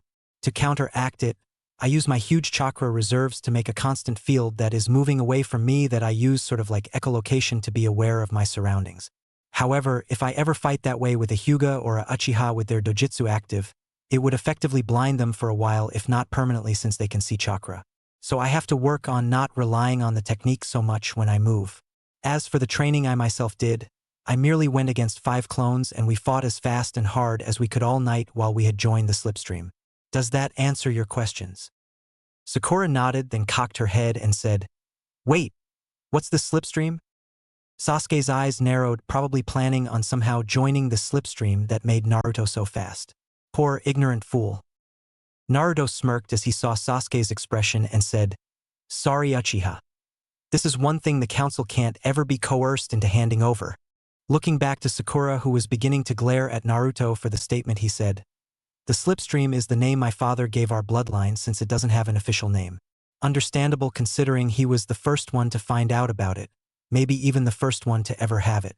It explains the sensation we feel whenever we focus on the feeling of extreme speed it gives us, hence the term joining the slipstream whenever we do." Naruto took a last couple of hurried bites before standing up and headed out of the kitchen without any sign of being tired, calling over his shoulder, "Give me a few minutes to get changed and we can head out to the bridge to Zuna. And Sai, don't think I'm going to go easy on you just because I had a training night. I swear I'm going to get you combat water walking by dinner time if it kills me." Everyone but Kakashi stared at him with slightly dropped jaws before Sakura turned back to Kakashi and asked, "Kakashi-sensei, how can he possibly be able to still move like that? He looked exhausted when he first came in." Kakashi chuckled and said, "That's Naruto for you. I've seen him train for 2 days straight, drop dead on his bed and then 3 hours later be right back at it again. He has chakra reserves that could make any Kage envy him and the stamina to match. He's going to make whoever he marries one happy woman in bed." Kakashi thought to himself, giggling, perversely drawing weird looks from everyone else that he waved away. Everyone's attention was brought to the stairs when they heard a shout from upstairs. "Uncle Kakashi, you aren't reading that crap you call literature in front of Inari, are you? You know he's only 10, right?" Kakashi's sweat dropped as he rubbed the back of his head, while Inari looked at him in confusion before saying, "Of course not. Why would you think that?" "Because I know you," Naruto deadpanned as he came down the stairs and walked over to the group and sat back down to finish his meal. Kakashi somehow teleported to the nearest corner with his back to the others and a storm cloud over his head. "He used to admire me. Where did that lovable kid who wanted to do everything like me go?" Kakashi asked as anime tears could be seen falling into a puddle. Naruto and the others' sweat dropped before he said, "He ran away screaming when you showed him those books of yours." The miniature storm cloud got even bigger and Kakashi said, "I was only trying to show you the greatness that was your godfather's work." Naruto snorted as he took a bite from his meal and said, "That's not greatness. That's a sad man's attempt at showing the world his perverted fantasies and a release to all men for their frustrations at never being able to have their bedroom fantasies come true." Everyone else's sweat drops grew bigger before Kakashi was suddenly beside Naruto and screaming in his ear, "Sacrilege! You take that back, you heathen!" Right before the back of Naruto's fist implanted in his face, causing him to slump to the floor with a pained grunt of "ow." Naruto looked down at his father's student while he dug his pinky into the ear that the silver-haired man had shouted into and said, "Face it, Uncle Kakashi. The only good book that he wrote was the first one. You know, the one with the main character that I'm named after, and probably the only book that doesn't have more smut than actual plot that he'll probably ever write." Kakashi's hand shakily rose from his face-down position as he said, "I reject your reality and substitute it with my own." Naruto snorted and said, "Whatever you say, Uncle Kakashi," before taking one last bite and stood up again to place the plate in the sink. Walking back around the table he said, "I'll have a clone waiting for you outside Tazuna. Sai, if you're not at the bridge in 10 minutes, I'm throwing your butt into the ocean along with a few kunai attached to some exploding notes." Right after he said that, Naruto disappeared, and it was only the sound of a clone coming into existence immediately after that informed them that Naruto was telling the truth. Tazuna shook his head and said, "That kid is really something else." Taking one last sip of his coffee, he stood up and said, "Come on, kid, we better get going." Sai simply nodded and stood up as well before the two walked out of the house together, accompanied by Naruto's clone. Scene change, Tazuna's bridge. Naruto reappeared to see what was to him a rather amusing sight. Most of Naruto's clones who were on guard duty the night before were standing in a line across the entrance of the bridge with Tazuna's workers behind them watching anxiously and a group of thugs in front of them. The supposed spokesperson and leader of the thugs looked as red in the face as a boiled lobster, while most of the clones had grins on their faces. The clone directly opposite of the leader was brushing his nails over his shirt and looking for dirt. The leader of the thug glared at the clone as he did this and said, "Now you listen here, you brat. I don't care if the original you is here or not. Now step aside and let us through." And why would he do that when it's his job to keep people who are obviously not here to work on the bridge off of it? Naruto asked as he disappeared and then reappeared in front of his clones, surprising the man. The man and the other thugs quickly got over their shock and he said, "Are you the original?" Naruto looked at him like he was stupid and said, "No. I'm a water clone sent to shift the shadow clone guard, you moron." The bridge workers all laughed at this since Naruto had explained to them the differences between the clones he used and the other types of clones that ninjas often used. The thug's face reddened even more if that was possible, and he took a step as he said, "You will let us pass right now or else dash." He was unable to get any further as Naruto's fist made residence in his stomach as Naruto glared up at the man as he folded over the fist before taking a quick step back and kicking the man in his jaw so hard that he went flying before crashing into the trunk of a nearby tree, causing large cracks to form from the impact. The builders gave a cheer as the thugs looked on in shock. Naruto turned his glare onto the other thugs, who instantly took a step back. Unleashing a bit of killing intent to further unnerve them, he pointed to the fallen man and said, "Get him out of here and don't come back." The men quickly nodded before one of them rushed over to their leader and dragged him away as the others broke out into a run. Sighing as he watched the men flee, Naruto dispelled the clones before making a fresh batch to help the workers. As he did, he spotted Tazuna and Sai with his clone walking down the path from his house. As Tazuna walked up and noticed the damaged tree, he said, "What happened here?" Naruto shrugged and said, "Nothing much. Just showed some thugs why you don't want to mess with a jounin." Tazuna studied the blonde for another moment before shrugging, and went over to his workers who were talking excitedly about how Naruto had handled the situation. Naruto then noticed Sai staring at him intently and said, "What?" Sai cocked his head as he gave a false smile and said, "I'm just contemplating how I don't think I would want to fight you, Naruto-san." Naruto frowned at the formality and said, "Just call me Naruto-sai. And why would you have to fight me?" Sai made a motion of his shoulders that might have been intended to be a shrug and said, "You never know," before walking down to the water and stepped onto it, trying to get the hang of moving around on the liquid surface. Naruto and the clone traded looks before simultaneously rolling their eyes and heading to their respective charges for the day. 6. Battle on the bridge. The rest of the week passed quickly and quietly.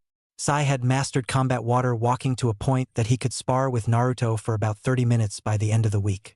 Sakura had joined them 2 days after the day Naruto beat up the thug leader, when Kakashi judged her ready to learn the next exercise and be able to do it for more than 10 minutes at a time.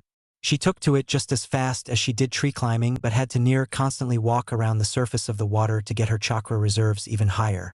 Sasuke had joined them a day before Sakura but was still the slowest at learning it, taking him until the end of the very last day to get up to combat level, making the emo even more broody than normal and giving Naruto headaches every time he demanded to be taught a jutsu or something instead. Now it was the night before they were expecting Zabuza to show up. Following Kakashi's advice, Tazuna had already told the workers to not show up the next day, and the genin were showing signs of nervousness and anxiety, while Sakura and Sasuke were. Sai looked as cool as he always did, but Naruto blamed that on the root training he had been given. After dinner, Naruto had taken Inari outside and the two were now sitting on a dock looking out across the water. As the two stared at the reflection of the moon with their knees to their chests, Naruto glanced over at Inari and reached into his kunai pouch. Handing the throwing knife to the kid who looked at him in curiosity, he said, "Here, use this if things get rough tomorrow. I'll leave some clones that should handle anyone who gets close, but it's always better to have a backup plan. Make sure you keep that on you at all times, all right?" Inari nodded and accepted the blade, staring at it for a minute before putting the blade in his pocket. As he stared out at the water again, he said, "Thanks, Naruto." Naruto rose an eyebrow and said, "For what, Inari?" Inari looked back at Naruto and said, "You were right. I've been nothing but a big baby ever since I lost Dad. But now I plan on changing that." Naruto smiled and ruffled the younger boy's hair and said, "I'm sure you will, Inari." Scene change. Next day, Tazuna's bridge. As the Leaf Nin along with Tazuna came upon the bridge, they saw mist that was thicker than usual clinging to it, blocking their view of the end of the bridge. Naruto had already informed Kakashi that Zabuza had been in the area, and the older Nin had ordered Naruto to dispel the clones, so that way they could draw Zabuza out. "Looks like the party's about ready to start," Naruto said, earning a nod from Kakashi. Turning to his students, he said, "Don't leave Tazuna's side." Getting nods from the genin, the group began walking through the mist. Once they were halfway down the bridge, Naruto held up a hand, stopping everyone, and called out in a sing-song voice, "Oh, Zabuza, where are you? Come out. Come out wherever you are." As everyone besides Kakashi, who simply rose an eyebrow, stared at him, a dark chuckling echoed around the area before the mist died down a little, revealing two figures in the mist. "Why did you have to tell the bridge workers not to come today? I was looking forward to having some fun," said the tallest figure. Kakashi shrugged and said, "Sorry, but I think the workers preferred having all of their body parts remain connected to each other." Naruto, meanwhile, was staring at the smaller figure, who turned his head slightly so that it seemed that he was looking at him as well. Naruto pondered his options since he knew who the figure was and wasn't looking forward to fighting the guy. Coming to a decision, Naruto looked at his superior from the corner of his eye and said, "Uncle Kakashi, if I take his co-worker out of the equation, do you think you can hold Zabuza back for a short while without killing him?" Kakashi looked down at Naruto with confusion in his eye as he said, "Yes, but why would I do that?" "Because I plan on showing them that they're working for the wrong person," Naruto said as he continued staring at his newest acquaintance. "Oh, and how do you plan on doing that?" Kakashi asked with a raised eyebrow. Naruto turned his head to his fellow jounin and said, "We both have dealt with crime lords before, so you know that Gato's going to betray them so that he doesn't have to pay so much. I'm sure Zabuza's expecting the same thing, even if only a little. I just have to show his partner and confirm that fact. Once Zabuza knows that his employer is planning on betraying him, he won't fight anymore." Kakashi considered what the blonde said. On one hand, it could actually make Zabuza drop his mission. On the other hand, the man might not believe Naruto and just continue attacking. Either way, though, Zabuza's partner would not be there to back the man up. Sighing, Kakashi nodded to Naruto, who closed his eyes and concentrated as he began opening the water gates to the dam that held back his chakra.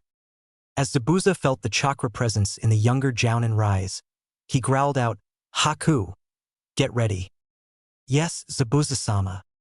No one was prepared, though, when Naruto's chakra presence spiked to unbelievable levels, causing a large and very visible pulse of chakra to expand from his body, pushing the mist away and revealing the blonde coated in a blue shell with his hair blowing around like he was in a wind that only blew around him. As everyone stared at him, an even larger pulse shot out from his body that headed inland, locating a large group of chakra presences that were nowhere near the level of a ninja that wasn't located near the village. Naruto opened his eyes and said, I think I found the bastard. There's a large group headed this way. Kakashi nodded and said, You've got 15 minutes. If you're not back by then, I'm taking him out. Naruto nodded, showing he understood before he took off running at low jounin speeds toward the now visible pair of missing Nin. More specifically towards the fake hunter Nin. Said Nin stiffened in preparation before Naruto disappeared halfway to him. Less than an instant later, the masked figure vanished as well. What the? Zabuza exclaimed, trying to figure out what happened since his tool hadn't used his jutsu yet. Kakashi simply chuckled and said, Don't worry. Naruto is simply taking him somewhere private so that we can have a rematch without interference from either side this time. Zabuza humphed at this and said, It doesn't matter. I had planned on Haku fighting him anyway. Well then, shall we get started? Kakashi asked as he rose his headband, revealing his Sharingan eye. Let's, Zabuza said as mist began building again. As the mist closed in, everyone heard Zabuza's disembodied voice saying, This time will be much different, Kakashi. Scene change, Tezuna's house. The two clones stationed at the bridge builder's house felt the pulse shoot out from the original and both saw two figures heading their ways with swords strapped to their waists in the range that the sonar was usually used at. Frowning, one of the clones began walking toward the forest where the two swordsmen were and said, I'll handle this. He was stopped by the other clone grabbing his shoulder. Turning to his comrade in confusion, the first saw the second look towards the house. Let's see how he handles this. We can step in before it gets out of hand. The first clone considered for a moment before nodding. The two clones then went around the house to wait. 10 minutes later, Inari was helping his mother in the kitchen when they heard the sound of wood being sliced apart. Both of their eyes widened when the two swordsmen stepped into the kitchen. Those are the men who killed Dad, Inari thought as a similar thought ran through Tsunami's head. Heh, looky here, aren't you a cute one? One of the swordsmen who was bald said. Heh, I didn't know the old man had a grandson. Oh well, just one more thing I can cut up. The other one who was wearing a cap over his silver hair said, looking at Inari. Inari swallowed before he remembered what Naruto had told him that night at the table. Stepping in front of his mother, he pulled out the kunai Naruto had given to him and held it in a reverse grip like the blonde had told him, drawing raised eyebrows from the two swordsmen. I'm not going to let you hurt my mom. You took my dad. I'm not letting you take her, Inari said with a lot more confidence than he felt. Heh, look at this kid. He actually thinks he can stop us. Let's show him how wrong he is, the bald man said as both took a step forward and began to draw their blades. Their hands had only reached their hilts though when both felt cool metal against their throats. Inari and Tsunami's eyes widened when the two clones seemed to appear out of thin air behind the swordsmen with their kunai already out in reverse grips and in position. Maybe he is not ready yet, the first clone started. But he is on the right track, the second finished before looking at Inari and nodded. Inari returned the nod as he sighed in relief before the first clone said, So you're the guys who killed Inari's father, huh? Normally we would just kill you and be done with it, but I think it would be better to let the villagers give you a trial and let them serve justice. Both swordsmen then fell unconscious due to the clones slamming the rings of their kunai against their foreheads faster than anyone could see. As the first clone began tying the two up, the second walked over to Inari and ruffled the kid's hair as he said, Good job, Inari. Thanks, Naruto, Inari said before looking down and said, But I was so scared. I really thought they were going to kill me before you appeared. The clone smiled and said, It's all right to be scared, Inari. All humans are at one time or another, but like pain, it's what you do when you experience it that makes a difference. Bravery isn't the absence of fear. It is when you overcome it. And today you took your first step in doing so. Now come on. We have to get these two to the proper authorities, and we don't want to leave you or your mom alone. Inari nodded as the first clone picked up the swordsman in fireman lifts and followed the others as they led the way to the village. Scene change. Gado's dock 30 seconds after second pulse. Haku suddenly reappeared stumbling in front of a dock that held a large boat that belonged to Gado. He shook his head from the disorienting effects of being grabbed and then rushed to another place so far away in almost as little time as the blink of an eye before the boy noticed where he was. Looking around at the dock, he thought, what am I doing here? Better yet, where's Naruto? He was brought out of his thoughts when he heard the sound of a lot of people moving on the path through the forest, making no attempt whatsoever to hide their passing. Turning around to look, he saw a bunch of people walking down the path with Gato at its head. The man sneered and said, "What are you doing here, brat? I would have thought you would have been with that wuss Zabuza. Oh well, this just makes things easier. Might as well start with him, boys." The crowd gave a cheer as they started advancing. Haku frowned behind his mask and said, "What is the meaning of this?" Gato laughed and said, "Isn't it obvious? I never planned on paying your baby of a master. It's much cheaper to hire these thugs to take you out once the job is done. Still, like I said, since you're here, we might as well get started. Consider this payback for breaking my arm, you brat." Haku stiffened and was about to reach for his sunbon needles when he heard a disembodied voice say, "Yeah, I don't think so," causing everyone to stiffen. A second later, all of the thugs suddenly all fell to the ground as if some grand puppet master had got tired of using all of them. Gato's eyes widened as he saw that each thug had a hole in the back of their head with blood slowly seeping out. Haku himself was sweating nervously behind his mask as he thought, that could have been me and Zabuza-sama. Naruto suddenly appeared in front of the midget, scaring him even further as he grinned before leaning in and said, "Boo," in a dark voice. "Ah!" Gato yelled out in fear as he fell on his butt and did his best to get as far away from the blonde by crawling backwards with one of his arms in a cast. Naruto smirked at this and said, "You've been a bad boy, Gato, driving people to the brink of their existence just to satisfy your own greed. It's time for you to be judged." "No, please. I'll give you whatever you want.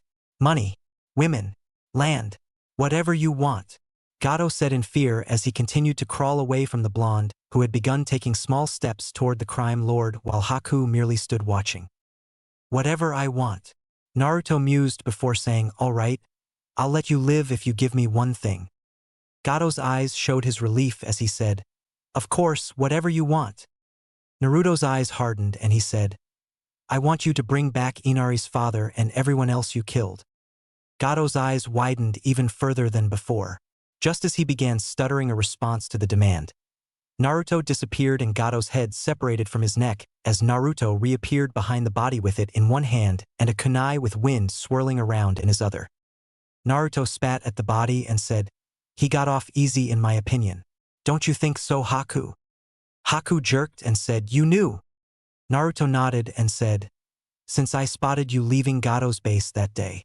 Come on, let's go tell Zabuza that his contract is over." Haku nodded and Naruto disappeared. An instant later, Haku vanished without a trace as well, leaving only the dead bodies with blood pooling around them to give evidence of what happened. Scene change, Tazuna's bridge. Kakashi was staring at Zabuza, who was staring back at Kakashi as he was held in place by Kakashi's ninja dog summons. A short distance away, Tazuna and the genin were looking on, wondering why Kakashi wasn't finishing the job. "Why don't you just finish the job, Kakashi? I wouldn't have expected a man like you to be so hesitant to kill your opponent." Kakashi shrugged and said, "Just waiting for Naruto and your partner to get back." Zabuza's eyes narrowed as he said, "What do you mean?" Kakashi was saved from having to answer when everyone heard a voice say, "Dang, Uncle Kakashi. When I said hold Zabuza up for a little bit, I didn't mean literally." Everyone looked past the two figures where Naruto was standing beside Haku, who was shaking his head from the sensation of being transported so far so fast a second time. Everyone's eyes were then drawn to the head in his hand as it dripped some blood onto the bridge. Sakura's hand instantly went to her mouth as she tried to keep her breakfast down, while Tazuna and Sasuke had similar problems but were handling it better. Sai merely raised an eyebrow at the sight. Zabuza's eyes widened as Naruto tossed the head to his feet and said, "Your contract's over, Zabuza. Good thing too, in my opinion, since Gato never planned to pay you." "He's speaking the truth, Zabuza-sama. I heard it from the man's mouth myself, and he had a bunch of men coming to the bridge with him. He said he was going to betray us once the deed was done," Haku said as he took off his mask. "I see," Zabuza said as he sighed and then looked Kakashi in the eye and said, "Can you please get these damn mutts off of me?" Scene change, village center. That night, the whole village was in the village center celebrating their freedom.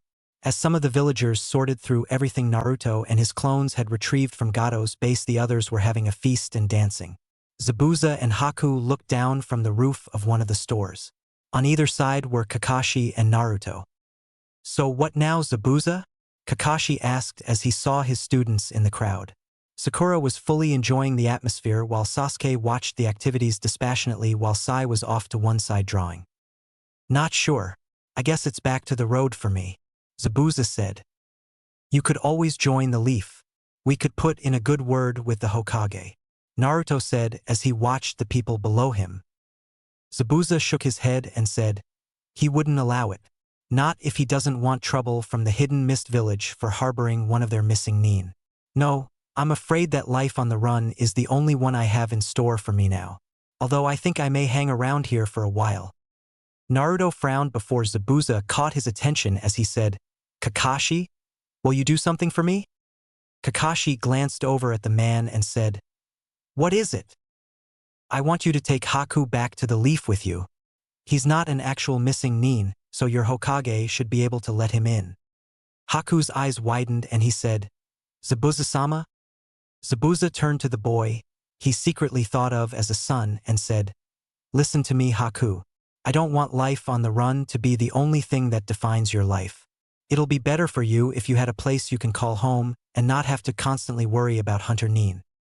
"But," Haku started before Zabuza held up a hand and said, "But nothing, kid. You've served me well. But now it's time for you to find your own dream."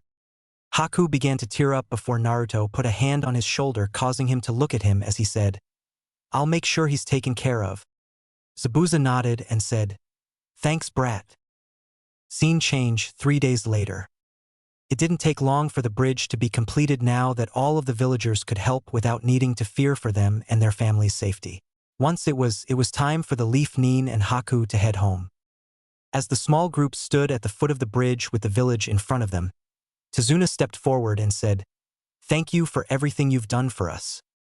"It was our pleasure," Kakashi said as he shook the hand the bridge builder offered him. Zabuza then stepped forward and placed his hand on Haku's shoulder and said, "Grow strong, Haku." Haku nodded and said, "I will, Zabuza-sama." Naruto noticed Inari crying and stepped over to the boy and ruffled his hair. "I promised myself I wouldn't cry ever again," Inari said as he looked down. Naruto smiled and said, "It's alright to cry, Inari. Crying when someone says goodbye is just a way to show the bond you have with that person. Take good care of everybody, all right?" Inari nodded and Naruto rejoined his group as the rest said their goodbyes before turning around and began walking across the bridge. One of the villagers looked thoughtful and said, "By the way, what are we going to call the bridge?" Tazuna rubbed his chin in thought and said, "How about the Bridge of New Beginnings?" "Sounds good to me," Inari said, drawing agreement from the others. 7. Getting a partner. Forest treetops en route to the hidden Leaf Village. Naruto shot through the trees beside Kakashi with Team 7 behind them. On Naruto's other side, Haku looked like he was on autopilot as he silently jumped from branch to branch. As the air whistled from the shinobi's passage, Naruto considered how he was going to watch over Haku when he joined the Leaf ranks like he promised Zabuza. The old man he wouldn't have a problem with. It was the council that Naruto was worried about. Knowing the civilian side and some of the shinobi members, they would most likely try to force Haku to form his own clan, and there was no way Naruto was going to let them push Haku around just so that they could get a bunch of ice-wielding shinobi in the future. He'd rather tell the entire hidden stone village about his heritage than let a friend of his be manipulated like that. Naruto's face hardened into determination as he decided on what he would do. The civilians wanted a clan? Well, they would get one. A clan that was known to be as fierce as the whirlpools they lived near. It was time for Naruto to remind the council of the alliance the village had made with his mother's homeland. Kakashi noticed Naruto's expression change out of the corner of his eye. Turning his head to the blonde, he said, "What is it, Naruto?" Naruto waited until he had shot off the next tree branch before saying, "You know they're going to try and force Haku to make a clan, right?" Haku jerked out of his thoughts at this while Kakashi nodded and said, "Yes, but I doubt Lord Hokage-sama will allow that." Yeah, well, I'm not gonna take any chances. I gave Zabuza my word that I would take care of Haku and I plan on keeping that promise. Naruto said. Haku smiled and thought, thank you, Naruto. I only hope I can stand by you when your time of need comes. Kakashi frowned and said, what are you planning, Naruto? Naruto's eyes gained a mischievous look as he grinned like the fox demon he contained as he said, if the council tries anything, they will experience firsthand what made my clan so formidable. Sasuke and Sakura perked up in interest when they heard that Naruto actually came from a clan. Naruto actually has a clan? But I thought he was an orphan, Sakura thought. The dead last has a clan? Humph, no matter, it couldn't have been much of a clan if I've never heard of it, Sasuke thought with a frown. Kakashi frowned and said, be careful, Naruto. The council can make things incredibly difficult for you if you anger them. Naruto scoffed and said, like they haven't already tried to make my life a living hell as often as possible? Let them try. I'll send them on such a loop they'll be trying to make sense of things for a week afterwards, and I'm not talking about using my bloodline either. You reveal your status and they might force you into the CRA, Kakashi warned. Naruto snorted and said, let them try. Everyone seems to forget that little law is completely voluntary. Not even the Hokage could force someone into it even if he wanted to. Sasuke's eyes widened at this information since everyone had told him that he would be obligated to have more than one wife since he was the last loyal Uchiha. Hence a number of the more rabid fangirls trying to gang rape him every now and then so that he would have to marry all of them. Naruto smirked as he saw Sasuke's expression with his sonar technique that he had activated for just that purpose. Looking over his shoulder, he said, so Uchiha, are you planning on being told to use the CRA? Probably be the only way the council could get little Uchihas since you seem to want everyone to think you're gay.